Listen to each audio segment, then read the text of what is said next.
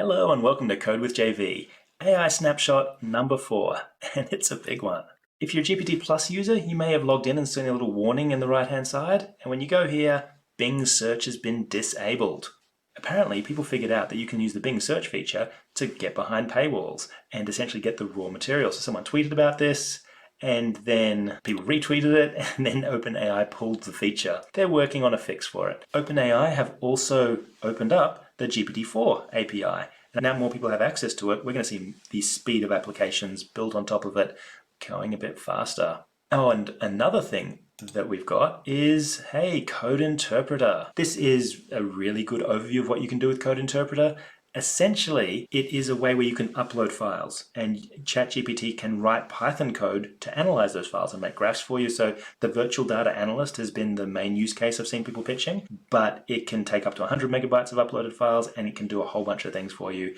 And now all Plus users have access to it. The last snapshot, I shared Orca, where essentially researchers had gone and got multiple millions. I think it was 3 million GPT 3.5, 1 million GPT-4 instruction set. They made a 13 billion parameter model, which was beating everyone else. So a very small model trained differently with these things. They didn't release the data set, so people recreated it. It's an MIT license. To me, this is what, 2-3 week turnaround. So paper published, other people go and build on top of it, share it, and just the speed with which the research community is going is really impressive. Speaking of speed, Style Drop. It's a Google Style Drop, people. Here is an unofficial implementation of it. This is where you drop an image in and then you say make images in this same style.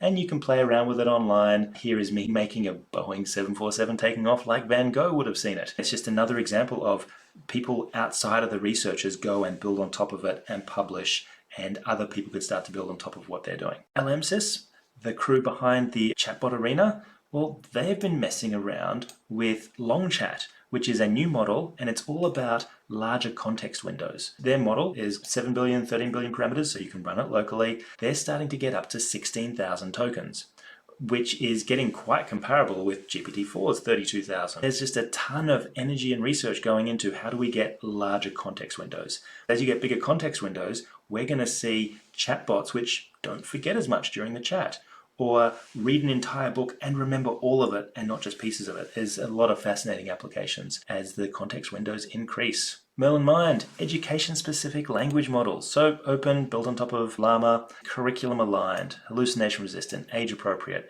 So the things which make chatbots suck for education, they're focused on fixing. It's open source, you can jump in and play with it, but very excited about the impacts of this on education. Here's another open source repo you can play with, GPT Prompt Engineer.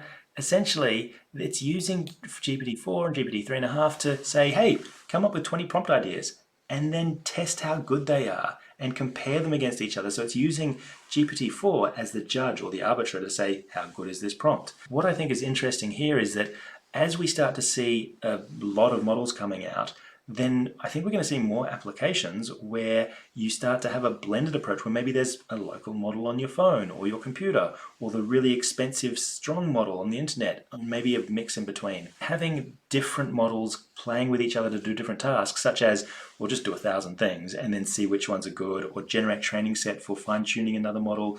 All of these things I think people are starting to really explore quite quickly, and I think we're going to see a bunch more of it.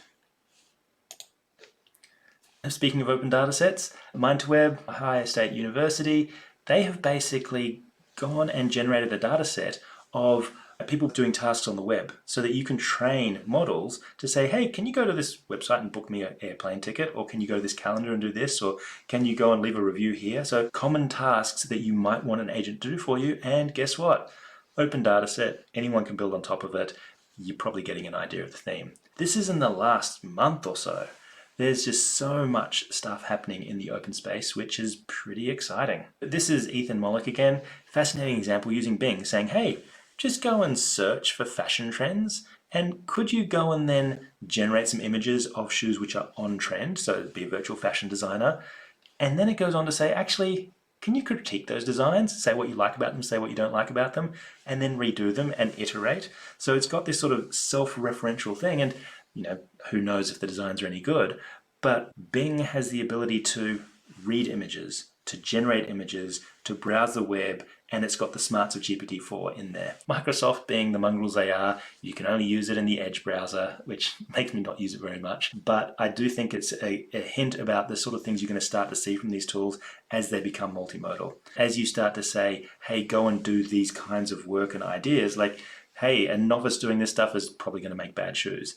But a really good fashion designer, will this change how they think? Will this start to make people more effective, etc.? All right, Stability AI, Stable Diffusion. They have got a new version coming out very soon, and it is faster, so more images. It is higher quality. They're just starting to build on top of their thing, and a lot of people are getting excited about it. Midjourney has also released 5.2, a whole bunch of new features coming out. The text-to-image folks, they're getting better, and they're just continuing to release new versions. I've seen a lot of people excited by the zoom out and just the, hey, you've got a small part of an image, let's just make it bigger and bigger and bigger. The speed with which the text-to-image people and the image editing people are implementing and turning into products. As I start to look at the early stuff, like the style drop and the other things in the research community, well, these people are building on research from last year. And as you think about the productization that's going to happen on top of this research, I think the Stable Diffusion and Midjourneys probably give us a glimpse of what it might look like. All right, last one. Researchers in New South Wales, Macquarie University, security researchers. Have you ever heard stories about people where they essentially, a scammer calls someone up who knows they're a scammer and they just play along trying to waste their time because then they know that they won't be scamming a real person? Well, this is someone who did that and realized they'd spent an hour, talking to a scammer, and they're like, can I write AI bots to do this? So that's what they're doing. They are publishing numbers on the internet whose only purpose is to waste scammers' time. They're using a language model to respond and generate the script, and then they're using real-time text-to-speech generation to sound like a real person and to pretend to go along with a scammer. Their main metric is, how much time do we waste? I think they're getting up to 5 minutes a call at the moment. This is just a great story of how people are using AI to make it less economical to run a scam system. All right, that's the current snapshot. codewithjv.com/snapshot if you want to get email updates of it. Don't forget to hit like and subscribe, and I'll see you next time. Take care.